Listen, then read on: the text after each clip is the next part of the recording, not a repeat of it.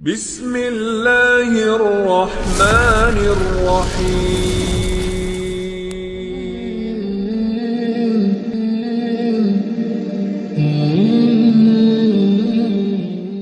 Satu tokoh besar yang merupakan tokoh madhab, dan madhabnya adalah madhab yang mayoritas di negeri kita, madhab Syafi'i, yang didirikan oleh Al-Imam Asy-Syafi'i rahimahullahu ta'ala. Namun begitu banyak orang-orang yang menasabkan kepada madhab Syafi'i, terkadang tidak kenal siapa Imam Syafi'i. Harusnya orang-orang yang menasabkan diri kepada sebuah madhab itu minimalnya dia harus kenal siapa Imam Syafi'i. Memang dalam waktu yang singkat tidak mungkin kita bisa menceritakan tentang sosok Imam Syafi'i ini, tapi minimalnya kita mengetahui secara global siapa sebenarnya sosok Imam Syafi'i rahimahullahu ta'ala ini. Ma'asyiral muslimin yang dimuliakan Allah subhanahu wa ta'ala, Imam Syafi'i ini ada kemiripan dengan beberapa imam yang lainnya. Di antaranya bahwa dia ditarbiyah oleh ibunya, karena Imam Syafi'i itu terlahir yatim, sama dengan Imam Ahmad. Dan rata-rata para imam mereka ditarbiyah oleh orang tuanya, maksudnya oleh ibunya, dan berhasil. Sehingga Imam Syafi'i rahimahullahu ta'ala menjadi imam dunia. Keyatimannya tidak menghalangi dia untuk menguasai dunia. Lah Imam Syafi'i rahimahullahu ta'ala itu berjumpa nasabnya dengan nasab Nabi pada Abdul Manaf. Jadi Abdul Manaf itu memiliki beberapa anak. Salah satunya adalah Hashim dan juga Al-Muttalib. Kalau Nabi SAW itu nasabnya sampai kepada Hashim. Tapi kalau Imam Syafi'i nasabnya sampai kepada Al-Muttalib. Tapi sama-sama ketemu di Abdul Manaf. Artinya Imam Syafi'i itu masih ada kaitan dengan Ahlu Baiti Rasulullah sallallahu alaihi wasallam.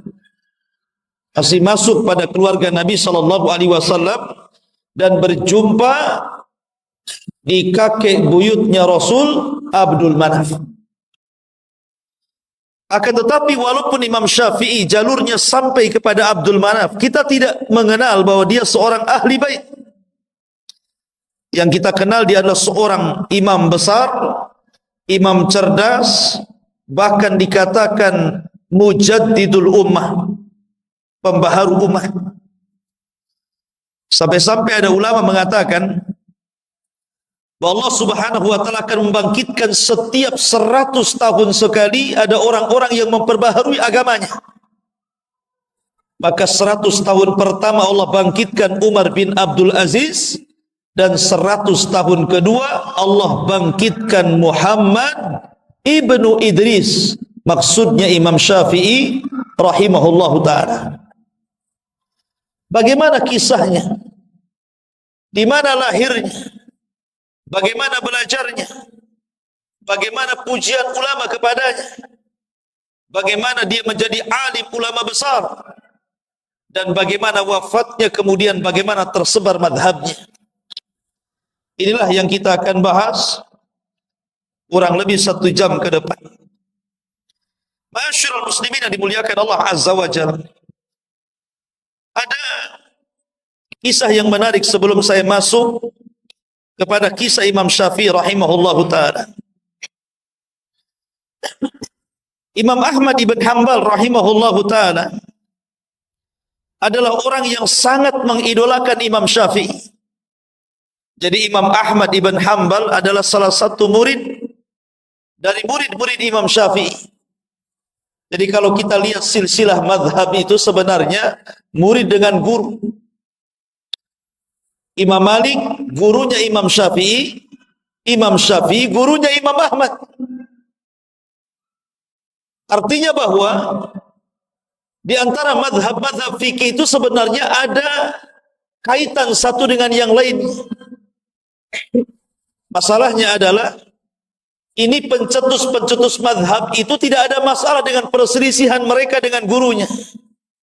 Yang jadi masalah adalah kita yang menasabkan dengan madhab Syafi'i, yang lainnya menasabkan dengan madhab Hambali, yang lainnya menasabkan dengan madhab Maliki. Jadi masalah gara-gara khilaf. Sampai-sampai suatu ketika ada kisah saking fanatiknya kepada madhab, sampai-sampai ada orang-orang yang berani itu membuat hadis palsu untuk memperkuat madhabnya. Seperti orang-orang yang fanatik kepada Imam Malik, Imam Darul Hijrah, kemudian merendahkan madhab yang lainnya. Mereka membuat hadis palsu dan mengatakan Nabi SAW bersabda, katanya, laula Malik lakana dinu halik. Kalau tidak ada Imam Malik, dunia agama ini akan hancur. Kalau tidak ada Imam Malik, agama ini hancur. Seolah-olah apa? Seolah-olah Nabi saja Imam Malik itu. Itu saking fanatiknya dengan Imam Malik sampai membuat hadis palsu. Bahkan Hanafi, madhab Hanafi tidak kalah, tidak mau kalah. Kalau dalam madhab Maliki mereka membuat hadis palsu, kemudian untuk dinasabkan kepada madhabnya, madhab Hanafi juga punya hadis katanya. Ketika suatu ketika ada perdebatan antara seorang Hanafi dan Syafi'i, rupanya Hanafi kalah.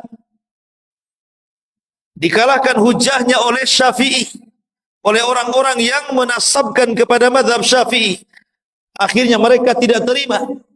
Kemudian mereka membuat hadis palsu dan mengatakan, ya'ti zamanun, akan datang zaman kepada kalian.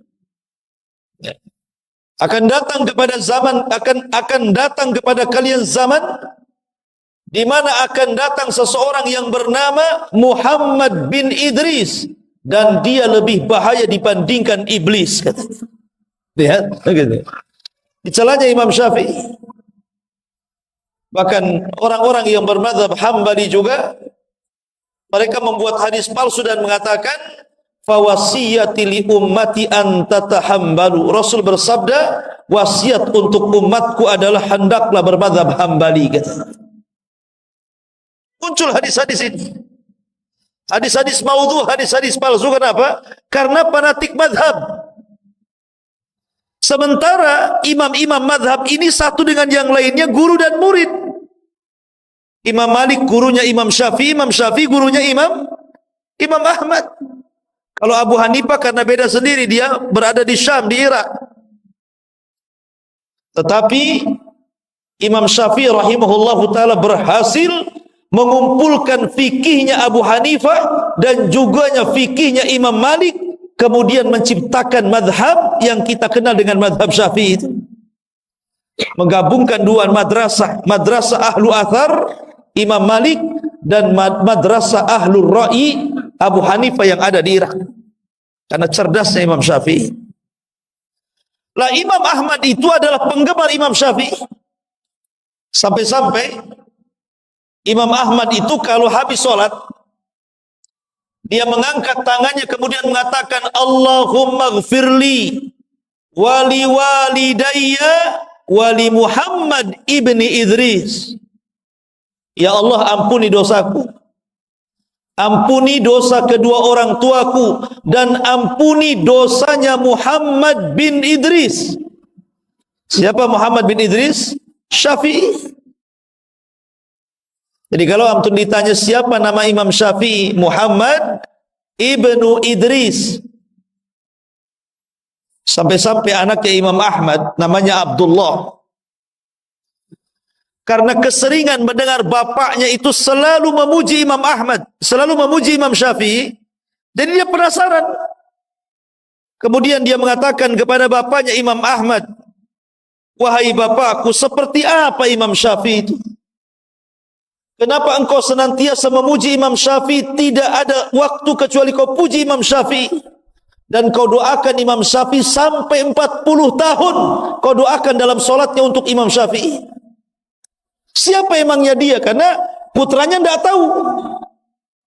Maka Imam Ahmad mengatakan, "Ya bunai, inna Syafi'i kasyamsi lid dunya wa kal afiyati lil jasadi." Wahai anakku, tahukah kamu Imam Syafi'i siapa? Imam Syafi'i itu seperti matahari untuk bumi ini dan seperti kesehatan bagi orang-orang yang perlu kesehatan pada badannya. Jadi manusia berhajat kepada matahari dan berhajat kepada kesehatan. Artinya manusia sangat berhajat kepada Imam Syafi'i. Bayangkan Imam Ahmad loh 40 tahun berdoa kepada Imam Syafi'i agar Allah mengampuni dosanya. Pertanyaannya, pernah enggak antum mendoakan guru-guru antum itu? Jangan-jangan antum sendiri tidak pernah didoakan, apalagi doain orang. Orang tua antum aja nggak pernah didoakan gitu. Harusnya kita doakan guru-guru kita dalam setiap solat kita, dalam setiap doa kita, karena itu menunjukkan ketakwaan seseorang menghormati guru-gurunya. Karena bagaimanapun guru-guru itu sudah berjasa kepada anda. Minimalnya telah memberikan keterangan dan hidayah untuk menjelaskan mana yang baik dan mana yang buruk. Dan itu tidak bernilai harganya. Ma'asyiral muslimin yang dimuliakan Allah Azza wa Jalla. Bahkan dikatakan oleh Ibnu Katsir rahimahullahu ta'ala.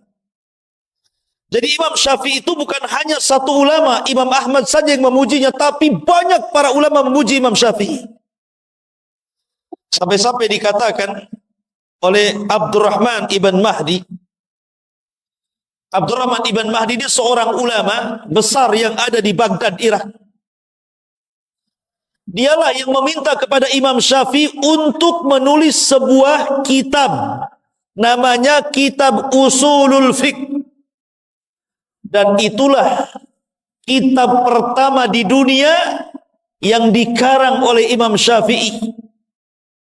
Kalau ditanya siapa yang pertama kali mengarang kitab usul fikih, maka jawabannya adalah Muhammad bin Idris, Imam Syafi'i.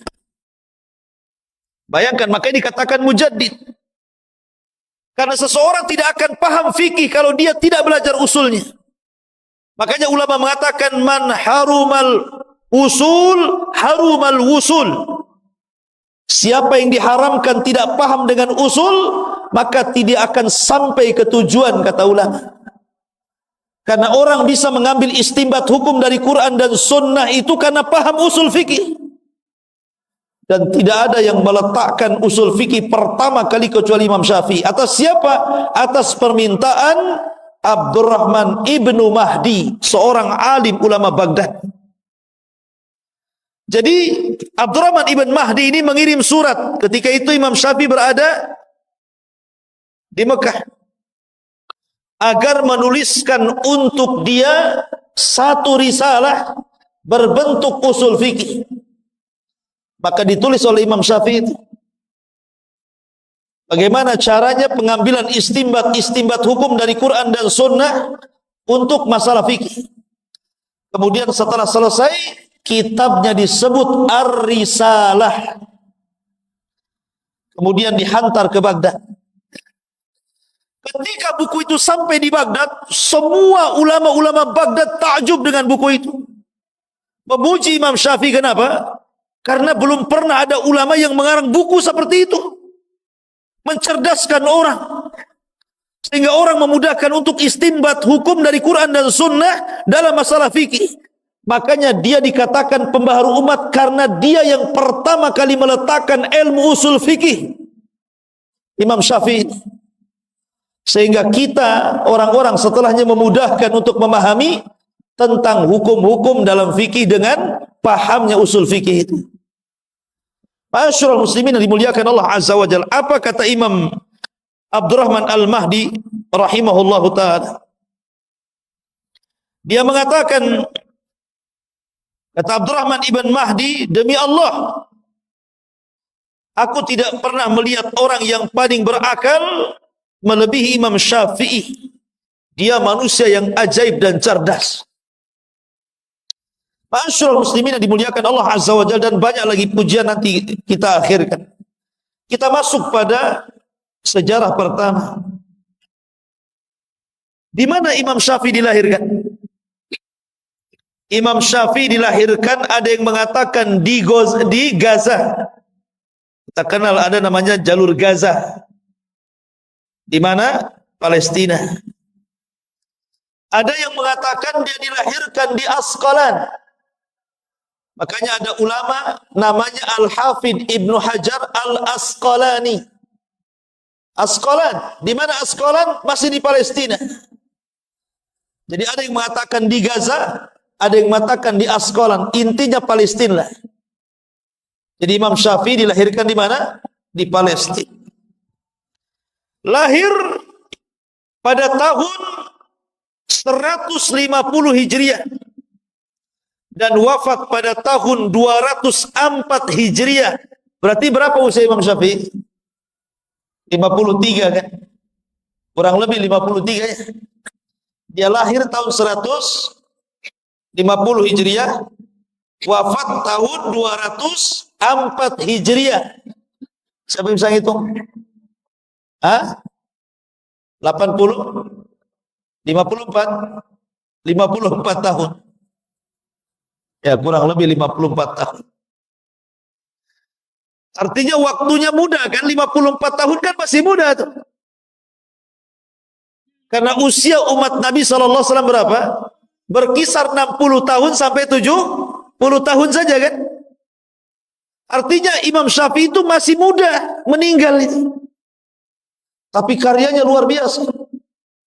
Bahkan pemikiran madhabnya sampai mempengaruhi seantero dunia, sampai ke negeri kita. Negeri kita ini mayoritas Syafi'i. Bayangkan usia yang sangat muda, tapi madhabnya bisa menyebar ke seantero dunia.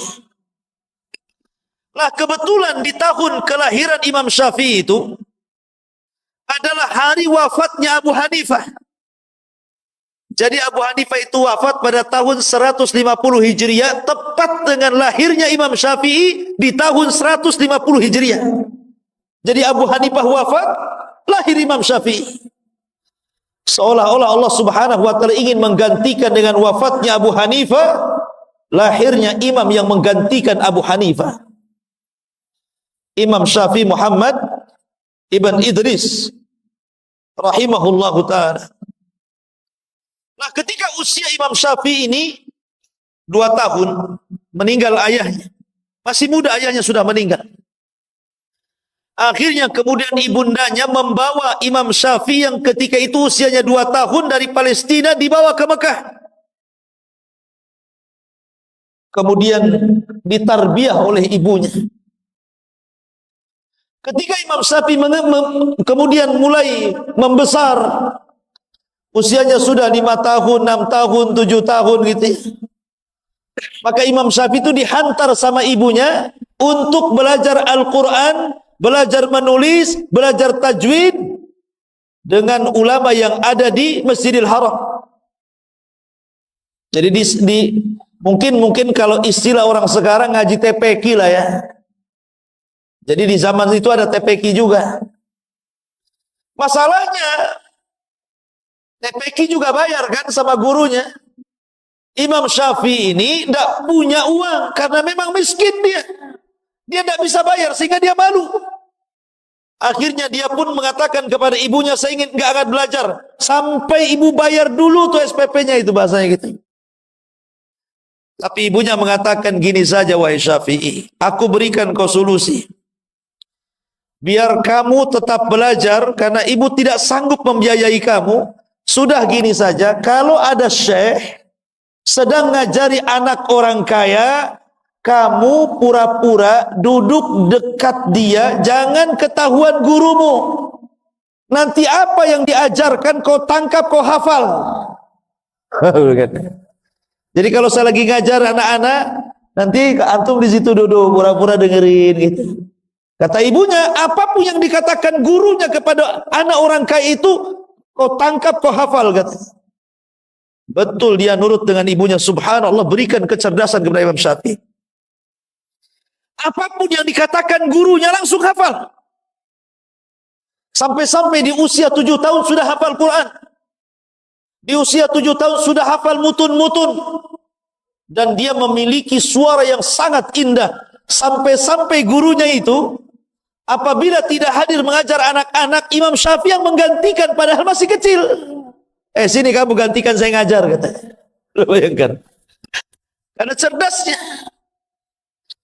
Bahkan di usia 10 tahun, Imam Syafi'i sudah mampu menghafal kitabnya Imam Malik Al-Muwatta. 30.000 hadis di dalam Muwatta itu. Imam Syafi'i ini hafal. Bayangkan, hafal. Usia berapa? 10 tahun. Anak-anak di zaman sekarang 10 tahun error lah otaknya main game. Ini 10 tahun 30.000 hadis ada di otaknya. Dan dia menghafal Muwatta itu, ikhwan, bukan bertahun-tahun.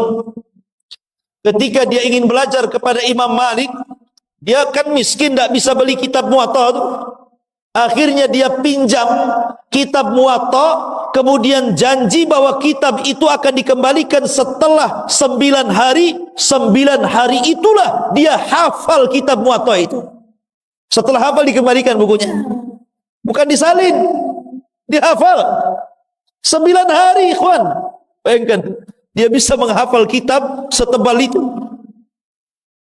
Ma'asyiral muslimin yang dimuliakan Allah Azza wa Jalla. Makanya ulama Mekah namanya Sufyan ibn Uyainah itu sangat takjub dengan Imam Syafi'i. Padahal usianya 10 tahun.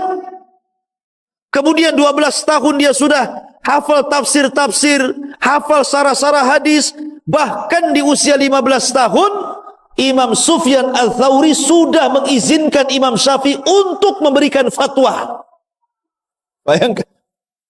Di usia 15 tahun, diizinkan untuk ngasih fatwa. Jadi kalau ada orang bertanya, ya Imam apa ini hukumnya? Dia boleh ngasih fatwa. Karena cerdas.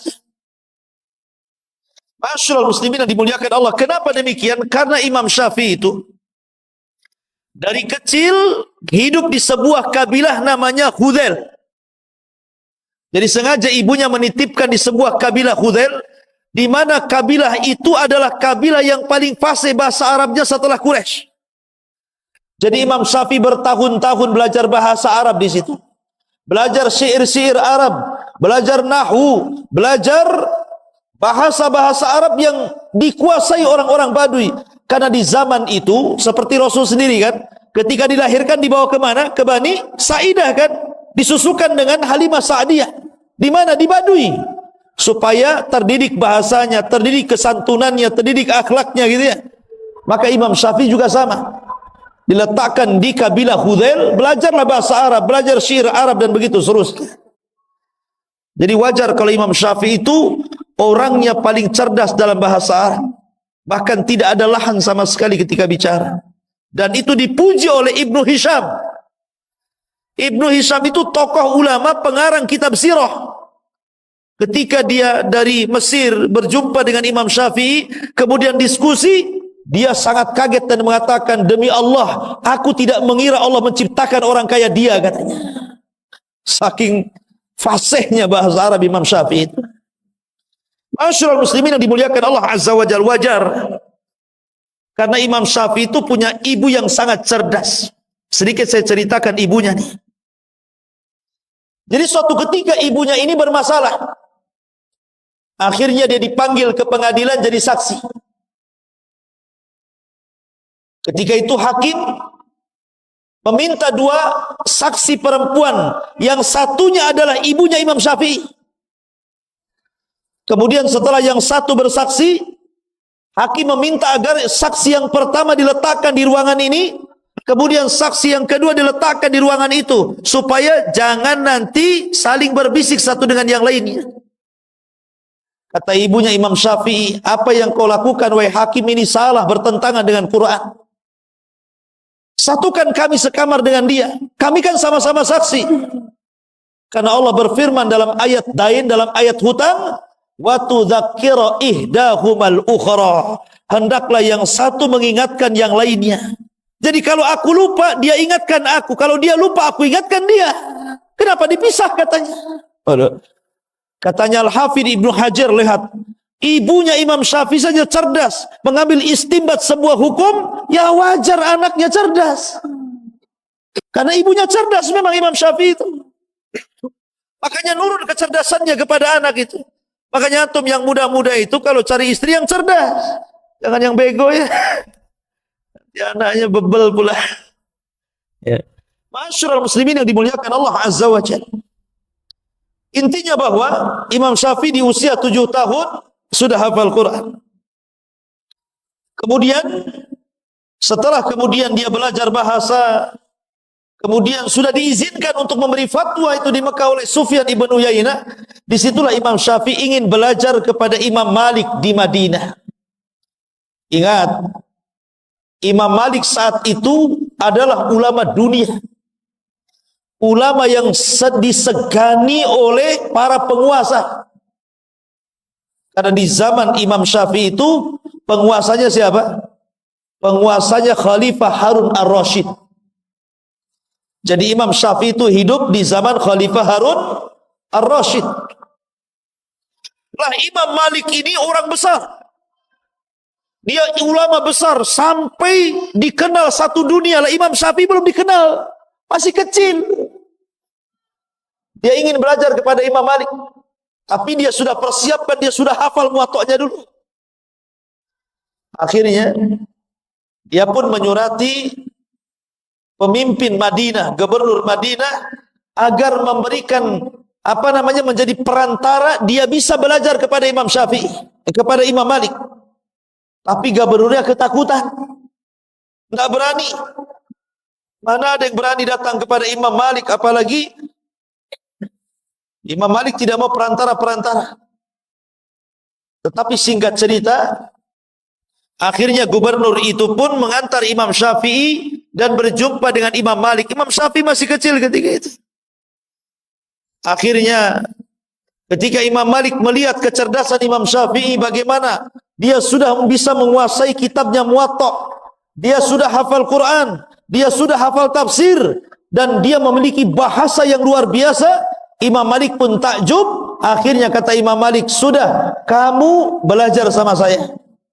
Akhirnya kemudian Imam Syafi'i menjadi murid kekhususan Imam Malik. 9 tahun belajar dengan Imam Malik.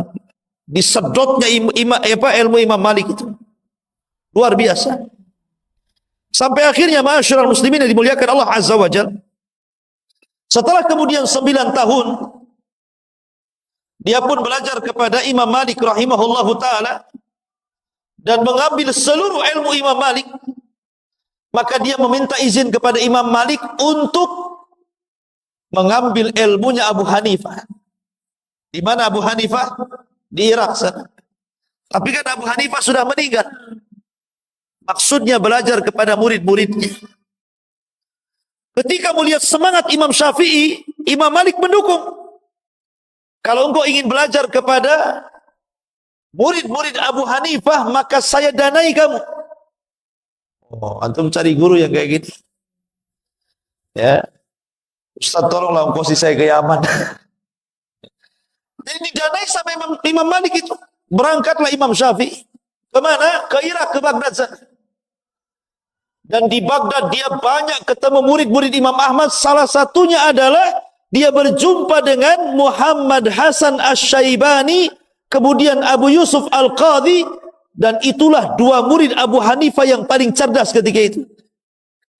Jadi Imam Syafi'i kemudian berdialog, kemudian menyerap ilmunya Abu Hanifah. Disinilah Imam Syafi'i menggabungkan dua madrasah yang berbeda.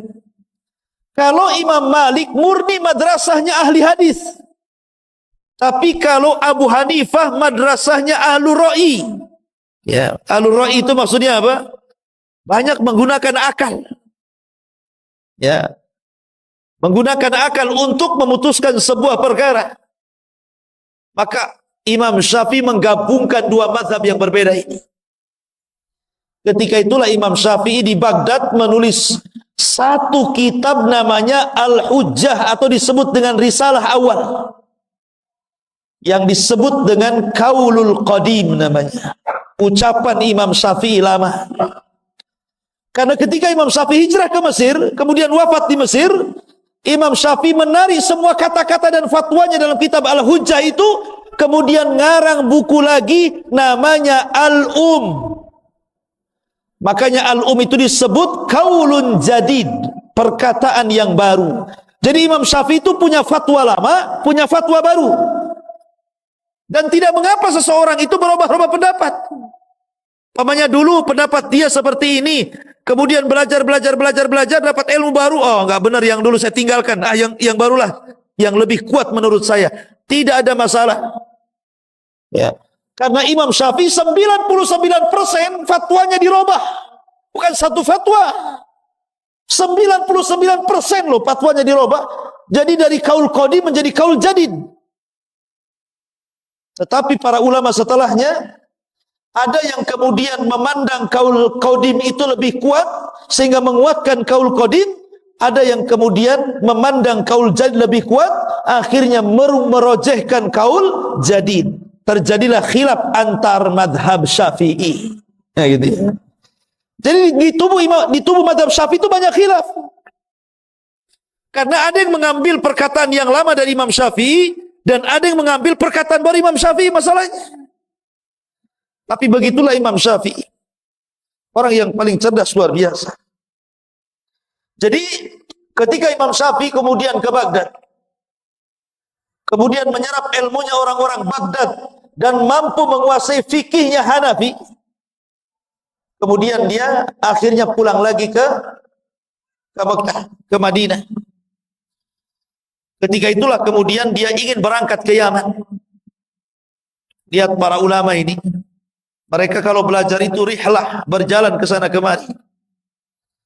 Tapi bukan jalan-jalan, betul-betul menuntut ilmu. Berangkatlah Imam Syafi'i ke Yaman. Di Yaman inilah Imam Syafi'i akhirnya belajar kepada orang-orang yang pakar-pakar firaq. Bahkan pernah belajar Syiah supaya membantah Syiah, bukan untuk belajar Syiah. Dia belajar Syiah itu untuk dibantah. Karena ada orang-orang Syiah yang mengatakan Syafi'i itu Syiah katanya. Enggak. Imam Syafi'i itu ahli sunnah. Lah, ketika kemudian di Yaman inilah Imam Syafi'i mempelajari banyak hal. Salah satu yang dipelajari adalah ilmu firasah. Firasat, ilmu firasat. Jadi kalau melihat orang itu, gelagatnya tahu ini orang baik atau orang jahat. Di dunia ini, sampai-sampai dikatakan yang mampu mempelajari ilmu firasat cuma dua saja. Pertama Khalil Ibn Ibrahim, dan yang kedua Imam Syafi'i Muhammad bin Idris. Dia mempelajari ilmu firasat. Ya, nengok orang saja udah tahu nih. Banyak utang nih guys. Jadi luar biasa. Bukan meramal, itu ada ilmunya itu. Tapi tidak semua orang bisa kan gitu ya. Memang Imam Syafi'i membidangi itu. Karena kekuatan hafalan, kekuatan akal, kecerdasannya itu loh. Sehingga dia mampu menguasai ilmu firasat itu. Tapi Allah takdirkan ikhwan, di Yaman ini dia terkena fitnah. Di mana Imam Syafi'i difitnah oleh gubernur yang ada di Yaman, bahwa dia hendak memberontak kepada Khalifah Harun ar-Rasyid. Karena hasadnya. Para ulama-ulama sesat melaporkan kepada penguasa Yaman, kemudian akhirnya Imam Syafi'i ditangkap. Dengan beberapa ulama yang lainnya, kemudian dibawa ke Baghdad, dihadapkan kepada Khalifah Harun ar-Rasyid. Subhanallah. Teman-temannya mati dipenggal. Ketika giliran Imam Syafi'i ini, baik Syafi'i Anda masuk sini. Kemudian khalifah bertanya, betul kau akan memberontak kepada diriku? Maka Imam Syafi'i menjelaskan bahwa tuduhan itu tidak benar. Dan kan Imam Syafi'i harus masuk penjara dan disiksa di penjara. Tapi kemudian setelah mendengarkan dialog dan mengatakan tidak mungkin aku memberontak kepadamu wahai khalifah. Kemudian dia mengatakan bahwa diriku ini hafal Quran, hafal tafsir, hafal hadis, hafal mutun, disebutkan penguasaan dia tentang ilmu agama. Lah Harun ar-Rasyid ini ulama juga walaupun dia khalifah. Karena Harun ar-Rasyid itu belajar kepada Imam Zuhri, belajar kepada ulama-ulama yang lain, sehingga Harun ar-Rasyid itu mengumpulkan dua keutamaan. Pertama khalifah, yang kedua ulama. Akhirnya kemudian ditanyalah Imam Syafi'i, apa pengetahuanmu tentang Quran, tentang hadis, tentang ini, tentang itu? Dijawab semuanya. Termasuk tentang nasab, Imam Syafi'i paling tahu. Ya. Nah, ketika itulah maka Imam Syafi'i, ketika persidangan itu ada Muhammad Hasan Asy-Syaibani yang suka diajak berdebat dengan Imam Syafi'i dan diambil ilmunya.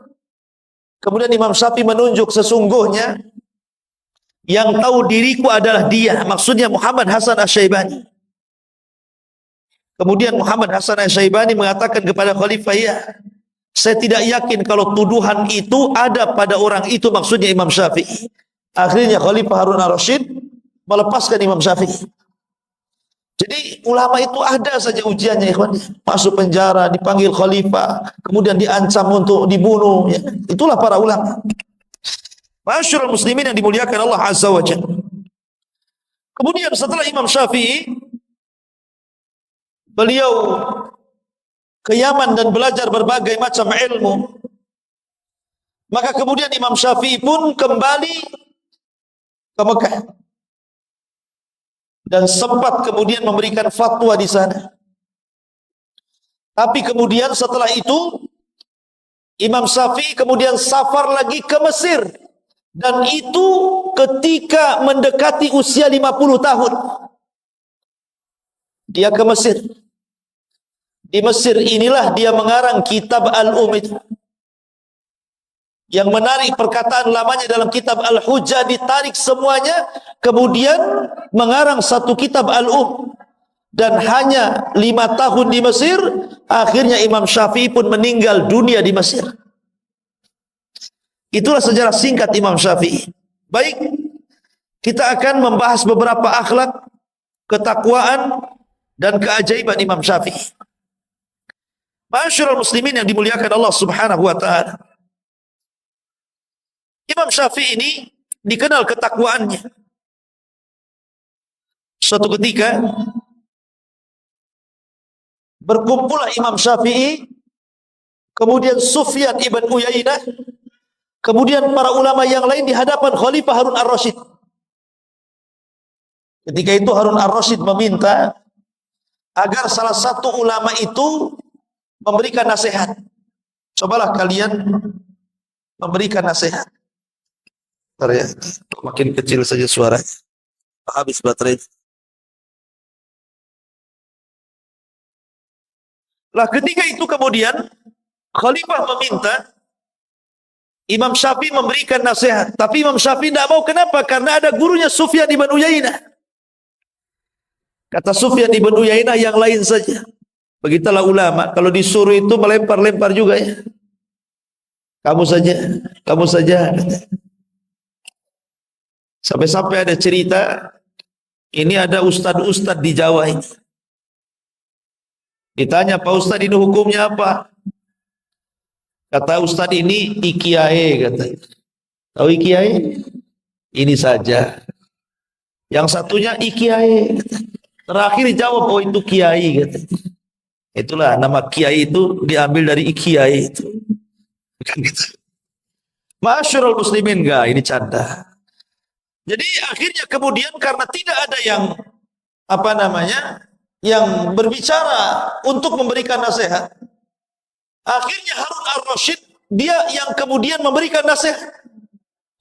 Kemudian dia bacakan ayat-ayat Kemudian dia bacakan hadis-hadis Nabi SAW dan perkataan para sahabat Rasul.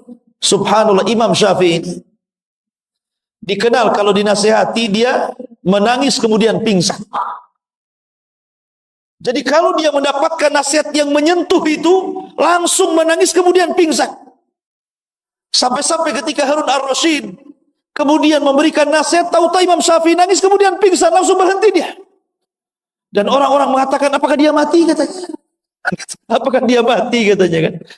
Rupanya dia hanya pingsan saja. Sampai seperti itu orang mendengar nasihat nangis kemudian pingsan. Ini kalau tidak bersumber dari hati yang ikhlas, tidak mungkin seperti itu. Kemudian kisah yang kedua, suatu ketika Imam Syafi'i ini sakit. Ada muridnya namanya Rabi' ibn Sulaiman. Rabi' ibn Sulaiman, salah satu dari alim Baghdad, berziarah kepada Imam Syafi'i, gurunya ketika itu sedang sakit. Ketika sampai saja di rumah Imam Syafi'i lagi terbaring itu lemas. Akhirnya kemudian kata Rabi' ibn Sulaiman, dia pun mendoakan Imam Syafi'i dan mengatakan, "Qawwallahu dha'faka ya Imam.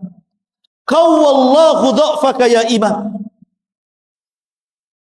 Kalimat qawwallahu dha'faka ya Imam itu memiliki dua makna. Makna yang pertama, qawwa itu artinya semoga Allah menguatkan. Menguatkan kelemahanmu hai Imam, maknanya dihilangkan penyakitnya.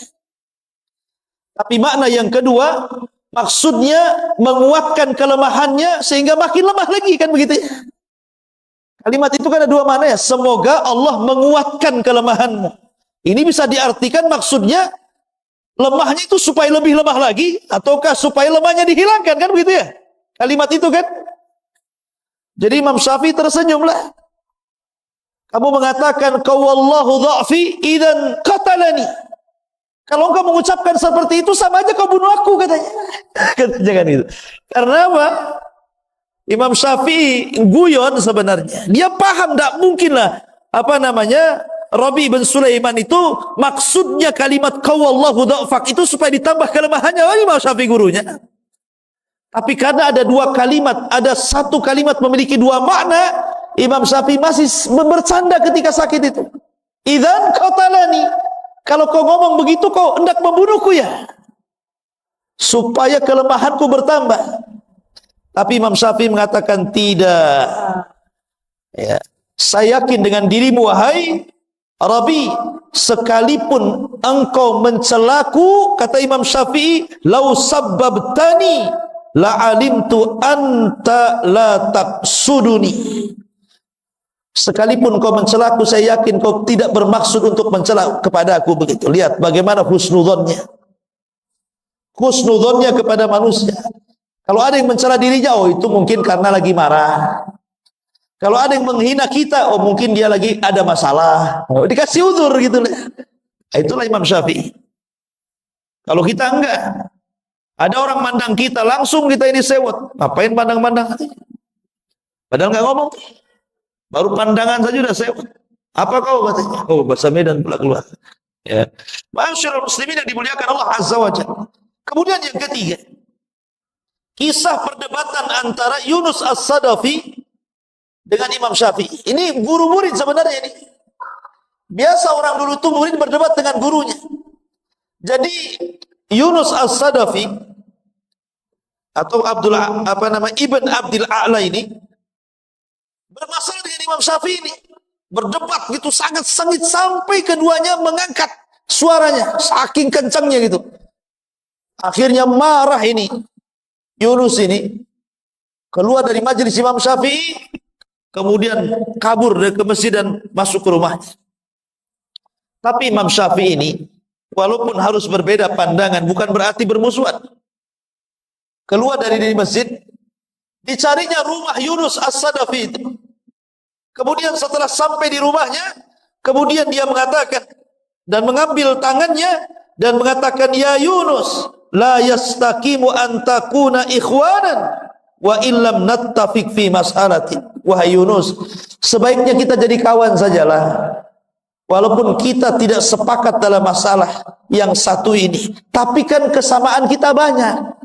Ya gitu ya. Ini lihat, Imam Syafi'i mencontohkan bagaimana sikap orang berdebat itu. Orang sekarang kalau berdebat kalah musuhan tuh. Ya, malas saya berdebat dengan dia. Nah, gitu. Sudah tidak ada kawan lagi. Bahkan kalau sampai berdebat itu sampai membidah-bidahkan tuh. Itu ahli bid'ah itu. Itu hizbi itu. Itu hati-hati itu. Ya, itu jangan ke situ tuh. Sampai seperti itu. Kadang-kadang sesama orang ngaji itu berdebat seperti itu kan. Gara-gara ngaji sama ustaz ini gak boleh ngaji sama ustaz itu katanya. Ya, segitu piciknya otak itu. Imam Syafi'i loh ya, dia ngalah datang ke muridnya, sudahlah kita berkawan saja walaupun beda masalah, kan enak itu kalau ngomong begitu. Masyaallah muslimin yang dimuliakan Allah Azza wa Jalla. Kemudian juga kisah yang lainnya. Tapi kisah ini ada yang mengatakan lemah, dilemahkan para ulama, tapi nggak apa-apa kita kisahkan. Jadi karena Imam Syafi'i itu selalu dipuji-puji Imam Ahmad, sampai anak perempuan Imam Ahmad itu setiap hari mendapatkan dongeng dari Imam Ahmad tentang sosok Imam Syafi'i. Jadi hayalannya itu akhirnya pengen ketemu. Kok bapakku ini selalu memuji Imam Syafi'i.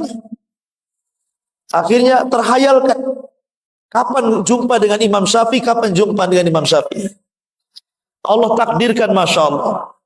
Di musim Saif, Imam Syafi'i itu kebetulan safar dari Mekah ke Baghdad. Dan rumah Imam Ahmad itu di Baghdad. Dan qadarullah ketika itu Imam Syafi'i sedang sakit panas. Bukan kena corona. Ya sakit demam, diikat kepalanya. Ya. Kemudian mampir pula di rumah Imam Ahmad. Imam Ahmad senang. Kenapa? Karena anak-anaknya selalu bercerita tentang Imam Syafi'i. Imam Ahmad ingin kenalkan, ini loh orang yang selalu aku ceritakan kepada kalian, gitu maksudnya. Senang anak-anaknya. Yang selama ini mereka penasaran, ceritanya Imam Syafi'i itu diceritakan Imam Ahmad, rupanya orangnya datang, kan bahagia. Tapi kebahagiaan itu kemudian menjadi kekecewaan. Ketika salah satu putri Imam Ahmad ini memperhatikan ibadahnya Imam Syafi'i karena ingin menirunya. Seperti apa sih hebatnya orang ini? Kenapa bapakku sampai mengalem-ngalem dia? Mulailah malam hari.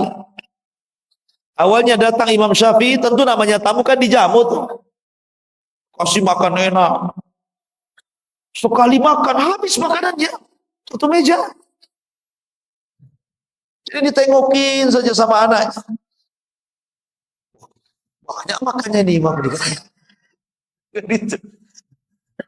Kemudian habis makan dia jilat-jilati tangannya. Kemudian diperhatikan cara makannya. Kenapa dia cara makannya tidak pakai sunnah Nabi? Sunnah Nabi kan 3 jari. Ini main kerewek 5 jari ini. Ya. Harusnya kan seorang imam itu pakai 3 jari, makan sedikit, ini habis satu meja. Mulai dia bertanya-tanya ini Syafi'i, kamu bukan Syafi'i? Akhirnya malam harinya ditengok lagi. Nggak ada pun sholat malam dia. Tak tahajud, tak witir, tidur aja gulang-guling. Gitu. Sampai subuh. Ya. Kata anaknya macam mana? Betul Imam Syafi'i. Kalau imam kan harus sholat malam, tahajud gitu ya. Anehnya lagi yang ketiga. Ketika Imam Ahmad bangun di waktu subuh, ngajak Imam Syafi'i sholat subuh nggak wudu lagi, bayangkan. Mungkin stres anaknya ini. Ini jangan-jangan Imam Syafi'i KW ini. Ya. Masyaallah muslimin yang dimuliakan Allah Azza wa Jalla. Penasaranlah anaknya ini. Kemudian manggil bapaknya Imam Ahmad. Wahai Abi, betul tak Imam Syafi'i itu? Kata Imam Ahmad, iya dia itu Imam Syafi'i. Dialah orang yang suka aku puji-puji, aku doakan 40 tahun. Dialah orang. Kata anak putrinya begini, wahai bapakku, saya punya 3 soalan. Pertama, saya perhatikan cara makan dia. Sudah tidak pakai sunnah, habis pula satu meja. Kemudian yang kedua, kok nggak pernah sholat malam? Aku perhatikan dia nggak witir, nggak tahajud, nggak ada apa-apa, tidur aja kerjanya. Kemudian ketika saya perhatikan dia pulang dari rumah, Itu air yang kau sediakan wahai bapakku untuk berwudu disentuh pun tidak. Langsung ke masjid dia.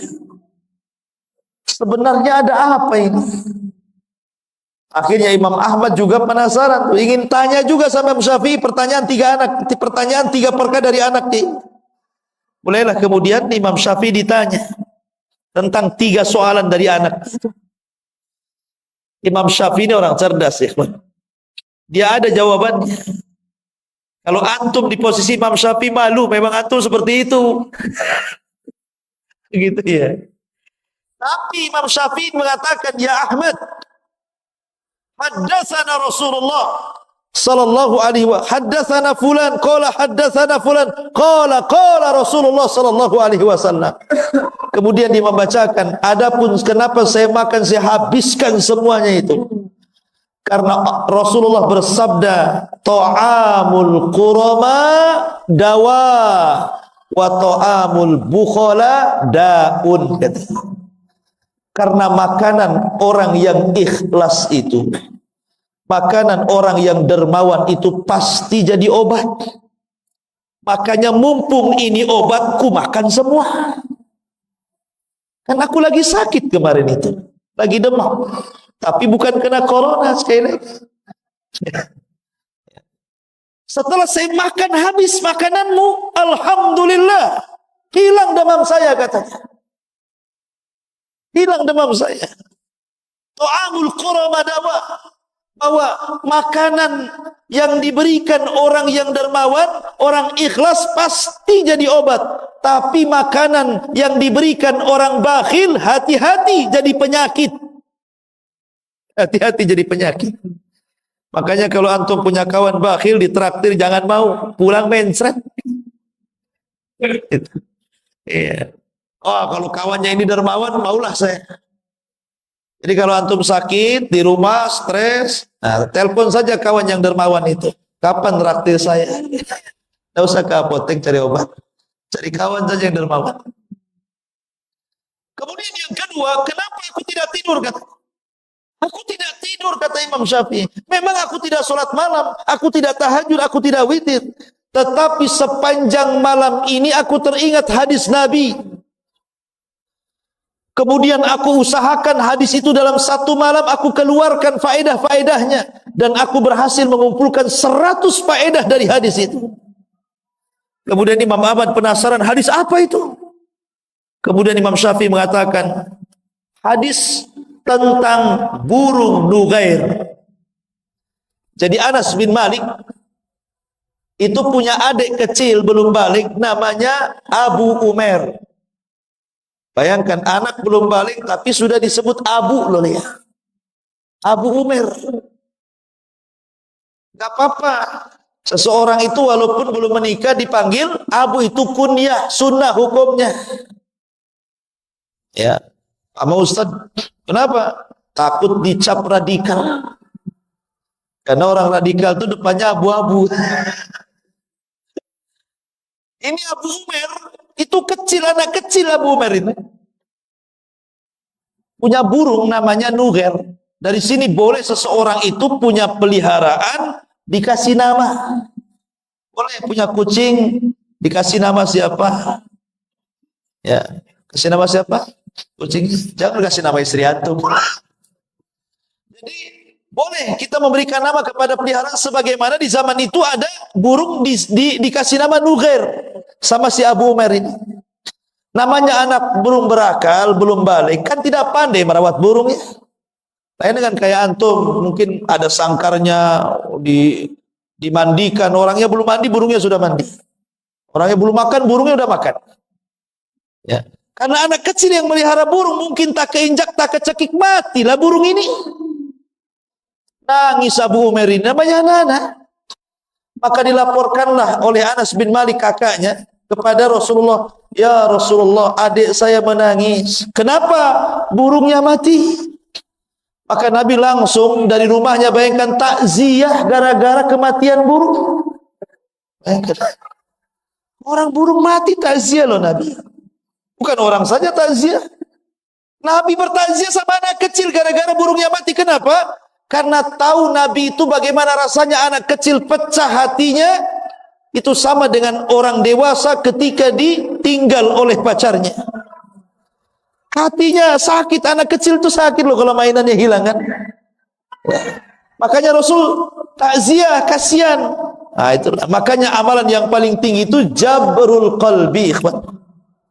Berusaha menenangkan hati orang. Jangan membuat orang itu sedih.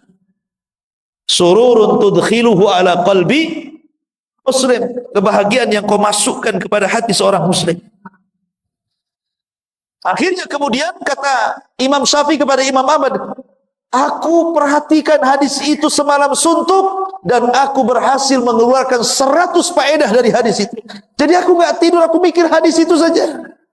Kata Imam Ahmad, coba sebutkan apa faedahnya? Disebutkan 1, 2, 3 sampai 100. Subhanallah, kata Imam Ahmad, aku belum pernah mendapatkan faedah sebaik ini. Adapun aku subuh tidak wudu, bukan berarti aku tidak berwudu, karena aku belum batal dari wudu isya. Makanya aku gunakan untuk sholat subuh. Kan dia nggak tidur. Tuh, ini kalau ulama ada jawabannya. Kalau antum malu besok nggak mau lagi ke situ, ya kan? Tetapi ikhwan, kisah ini dikritik para ulama. Kisah ini nggak benar. Bahkan hadis tadi juga tentang masalah makanan orang-orang yang ikhlas dan juga orang-orang dermawan itu obat. Hadisnya maudhu. Sebagaimana dikatakan Imam Zahabi rahimahullahu taala. Tapi kisah ini masyhur masalahnya. Kisah ini masyhur di masyarakat tentang Imam Ahmad Imam Syafi'i yang bertamu kepada Imam Ahmad ini. Makanya harus disebutkan tentang derajat. Baik. Masyarul muslimin yang dimuliakan Allah Subhanahu wa taala. Kemudian suatu ketika Imam Syafi'i ini pulang dari Baghdad. Karena dia tidak mau mengganggu Imam Malik yang sedang mengajar. Karena pasti kalau dia tahu dirinya datang, pasti akan berhenti belajar, pasti akan menyalami dan memeluknya, dan nanti masalah ini orang belajar nih terganggu. Dia tidak mau mengganggu orang yang sedang belajar. Sehingga Imam Syafi'i supaya tidak ketahuan oleh Imam Malik kedatangannya, dia pun diselendangkan mukanya, jadi hanya nampak matanya saja. Kemudian berbaur dengan murid-muridnya yang masuk kepada halaqahnya Imam Malik. Lah Imam Syafi'i pun duduk di halaqah itu, nggak tahu Imam Malik kalau di situ ada Imam Syafi'i muridnya itu. Dan Imam Syafi'i pun tidak mau ngasih tahu karena takut mengganggu orang yang sedang belajar. Rupanya ketika Imam Malik sedang mengajar, kemudian dia ditanya sebuah persoalan, tidak bisa jawab. Akhirnya dilemparkan ke murid-muridnya, siapa di antara kalian yang bisa menjawab pertanyaan muskilah ini? Semua diam, tidak ada yang bisa menjawab. Kata Imam Syafi'i kepada orang sebelahnya, jawab, begini loh jawabannya. Wes. Akhirnya berdiri, saya Imam Malik. Kata Imam Malik, fadhal. Dia jawab, benar. Imam Malik heran, kenapa dia bisa tahu? Ya. Kok berdiri? Ya. Bagaimana kau bisa tahu? Kata orang ini, nih sebelah kan. Ini sebelah yang ngasih tahu kan ya. Imam Syafi'i subhanallah, dia berusaha untuk jangan sampai tahu. Akhirnya dibuka juga, tahu juga Imam Malik dan Imam Syafi'i. Subhanallah ikhwan. Begitulah para ulama ya. Kadang ada waktu-waktu seperti ini kondisinya. Masyarul muslimin yang dimuliakan Allah Subhanahu wa taala. Kemudian juga dijelaskan beberapa kisah juga tentang Imam Syafi'i. Bahwa suatu ketika Imam Syafi'i rahimahullahu taala dia melewati, jadi kalau dia punya guru namanya Imam Waqi'. Imam Waqi' itu gurunya Imam Syafi'i. Ini rumah Imam Syafi'i, ini pasar, ini rumahnya Imam Waqi'. Jadi kalau seandainya Imam Syafi'i kemudian mencari ilmu kepada Imam Waqi' itu harus berjalan persis di depan pasar. sehingga akhirnya mengurangi hafalannya. Dia pun mengadu kepada Imam Waqi dan mengatakan, syakautu ila Waqi su'a hifdin fa arsyadani bi antarkil ma'asi wa'lam bi annal ilma nurun wa nurullah la yuhda lil 'asi. Aku mengadu kepada Imam Waqi tentang buruknya hafalan. Maka Waqi pun memberikan nasihat agar aku meninggalkan maksiat. Ketahuilah bahwa ilmu itu cahaya, dan cahaya Allah tidak mungkin menembus hati orang yang bermaksiat. Ketika dia mendengar wejangan Imam Waqi ini, dia berpikir, maksiat apa yang aku sudah lakukan ini? Kenapa hafalanku makin berkurang, padahal sudah kucoba. Jadi dia berpikir gitu kan. Betul kata guruku ini, bahwa yang membuat aku ini hilang hafalan gara-gara maksiat. Tapi maksiat apa? Gitu. Dipikir, akhirnya dia baru paham. Jangan-jangan gara-gara lewat di depan pasar.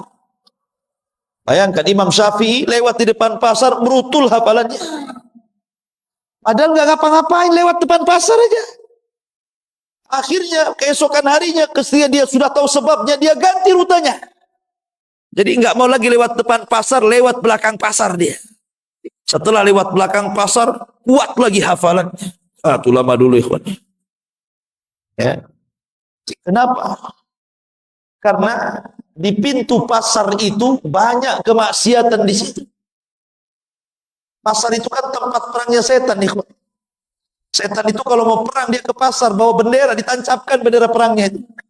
Makanya Rasul mengatakan seburuk-buruk tempat pasar, sebaik-baik tempat masjid.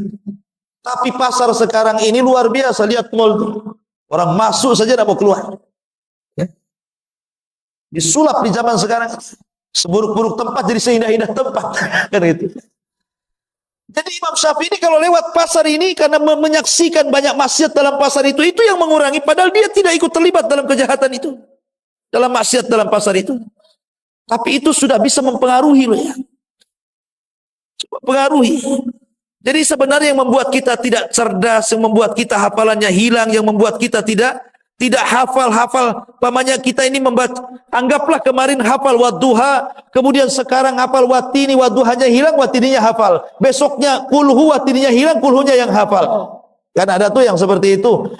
Itu bukan nambah hafalan, ganti hafalan. Diganti itu hafalannya ya. Ya. Boleh itu karena kenapa kok jadi ganti hafalan bukan nambah hafalan, itu karena maksiat yang dilakukan. Maksiat sebenarnya menjadikan orang itu jahil.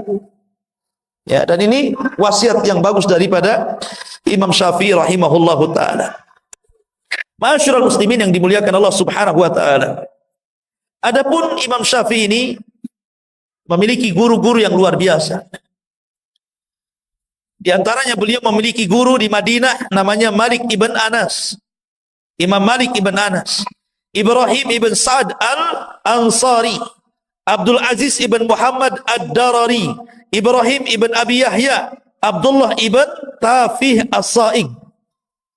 Kemudian di Yaman dia juga punya guru namanya Hisham ibn Yunus, Hisham ibn Yusuf qadhi Yaman.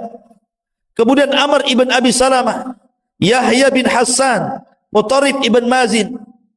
Kemudian di Irak dia juga punya guru namanya Waqi ibn Jarrah, Abu Usamah Hamad ibn Usamah al-Kufiyan, Ismail ibn Ulayyah dan yang lainnya. Termasuk di Mekah dia berguru kepada Sufyan ibn Uyainah, Muslim ibn Khalid, Abdul Majid dan yang lainnya. Intinya bahwa itulah guru-guru kondang beliau yang menjadikan Imam Syafi'i menjadi sebuah ulama besar dan akan senantiasa dikenang. Siapa Imam Syafi'i? Sebenarnya kenapa madhabnya itu sampai menyebar, ikhwan? Sebelum Imam Syafi'i itu sudah banyak madhab. Imam Ibnu Jarir itu punya madhab, namanya madhab Ibnu Jarir.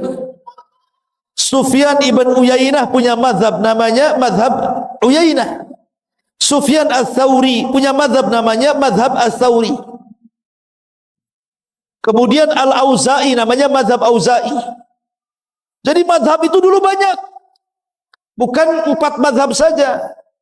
Cuman masalahnya ulama-ulama ini tidak banyak muridnya yang menyebarkan madhabnya ke seantero dunia, sehingga dengan hilangnya mereka, hilangnya juga madhab mereka. Wafatnya mereka menjadikan wafat juga cara pandang mereka, sehingga tidak banyak dikenang orang. Kecuali 4 madhab. Ya, Maliki, Hanafi, kemudian Hambali dan Syafi'i. Ini murid-muridnya banyak. Sehingga murid-muridnya inilah kemudian mencatat seluruh fatwa-fatwa Syafi'i, Imam Malik, Abu Hanifah, Imam Ahmad. Kemudian setelah imam-imam ini meninggal, maka fatwa-fatwa mereka menyebar di seantero dunia. Makanya madhabnya tersebar. Bukan berarti madhab ini cuma 4 ini saja. Tidak, sebelumnya banyak madhab, cuman tidak tersebar, tidak seperti 4 madhab. Ya. Tetapi ingat, Imam Syafi'i sendiri mengatakan dalam urusan madhab, idza sahhal hadis fahuwa madhabi. Kalau hadis itu sahih, berarti itu madhabku. Maknanya, kalau kita mengikuti hadis yang sahih, kata Imam Syafi'i, dia sudah ikut madhabku. Ya kan? Jadi tidak perlu fanatik dengan madhab itu, ya. Karena kalau kita bicara madhab itu ada 3 kelompok di masyarakat itu. 1, ada orang yang fanatik buta dengan madhab. Saya mah Syafi'i Ustaz, Hambali tidak mau, Maliki ogah, Hanafi apa lagi? Saya tidak mau. Syafi'i tetap Syafi'i, hidup mati Syafi'i, kata. Mau benar mau salah Syafi'i. Ada orang yang seperti itu. Itu fanatik madhab. Nah. Yang kedua, di kelompok yang kedua nggak mau bermadhab dia. Apalah Syafi'i, Maliki, Hambali, nggak mau. Kenapa? Karena Rasul bersabda, kutinggalkan 2 pusaka kepada kalian. Siapa yang berpegang, selamat kalian. Tidak akan sesat. Quran dan sunnah. Quran sunnah saja saya. Madhab nggak perlu. Ada kan orang seperti itu? Quran sunnah sajalah saya. Karena Rasul yang menyebutkan Quran sunnah. Tidak disuruh ngikut Syafi'i, Maliki, Hanafi, Hambali. Ada orang yang tidak perlu madhab. Tidak perlu saya madhab. Kelompok yang ketiga di tengah-tengah. Dia tidak melepaskan madhab dan tidak juga fanatik madhab. Mana-mana yang benar dari madhab itu, umpamanya kebenaran ada dalam Syafi'i, saya Syafi'i. Kebenaran dalam Hambali, saya Hambali. Kebenaran ada pada Maliki, saya Maliki. Kebenaran pada Abu Hanifah, saya Hanafi. Mana-mana yang benar, itulah yang dipilih. Dan harusnya ambil yang terakhir ini pendapat kita. Supaya tidak fanatik madhab. Ya, karena masing-masing ulama itu kan punya keistimewaannya. Sekarang kalau seandainya orang yang tidak mau bermadhab ini, Quran sunnah saja, saya katakan, gimana kau caranya memahami Quran dan sunnah kalau tanpa ulama? Hah? Justru dengan adanya madhab itu kita tertolong. Jadi kita paham maksud Quran, maksud hadis. Ini loh ulama yang paling paham, karena ulama itu warasatul anbiya. Tetap kita butuh ulama untuk memahami itu, karena kita bukan siapa-siapa. Tapi kita juga jangan sampai fanatik, karena mereka bukan nabi. Ulama itu tidak maksum. Yang maksum itu nabi. Makanya ambil yang benar, campakkan yang salah. Itulah seruan dan slogan mereka semuanya. Seperti Imam Syafi'i mengatakan, apabila kau dapat di dalam bukuku menyelisih Al-Quran dan Sunnah, tinggalkan.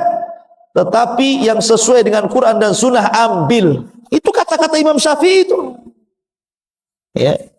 Maka kita ambil yang sesuai dengan Al-Quran dan Sunnah, dan kita tinggalkan yang tidak sesuai, selesai. Ya kan? Jadi tidak perlu lagi kita sibuk. Anda bermadhab, bermadhab, tapi semua madhab. Gitu. Ya. Ustaz, saya mau Syafi'i saja, nggak apa-apa. Antum Syafi'i saja, nggak dilarang. Tapi kalau yang jelek, artinya jangan mengikuti semuanya. Karena tidak semua perkataan Syafi'i kan benar, kan namanya manusia pasti salah kan begitu. Yang benar saja nggak apa-apa ambil, yang salah jangan. Ya, karena banyak para ulama pun mereka bermadhab Syafi'i. Imam Nawawi Asy-Syafi'i, Ibnu Hajar Asy-Syafi'i, kan begitu. Nggak apa-apa. Syafi'i nggak apa-apa Syafi'i.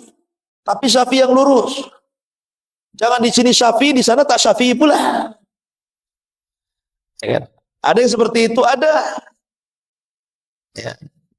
Contohnya gimana? Dalam mazhab Syafi'i, kalau cerita cadar itu, itu wajib. Imam Syafi'i kalau bicara cadar itu wajib. Justru mazhab yang lain tidak mengatakan wajib. Ya kan? Tapi ketika ada orang yang kemudian bercadar dibilang apa? Itu niru adat Saudi. Saudi itu hambali, ikhwan. Syafi'i. Kan gitu ya? Itu karena tidak paham mazhab kan? Harusnya kalau dia paham mazhab jangan ngomong begitu. Justru mazhab Syafi'i itu wajib pakai cadar itu. Dan mazhab yang lain tidak. Kenapa Anda kemudian ngaku mazhab Syafi'i tapi urusan ini Anda katakan dari Saudi katanya? Berarti tak paham mazhab. Itulah pentingnya seseorang itu mempelajari fikih sesuai dengan mazhab supaya tidak fanatik.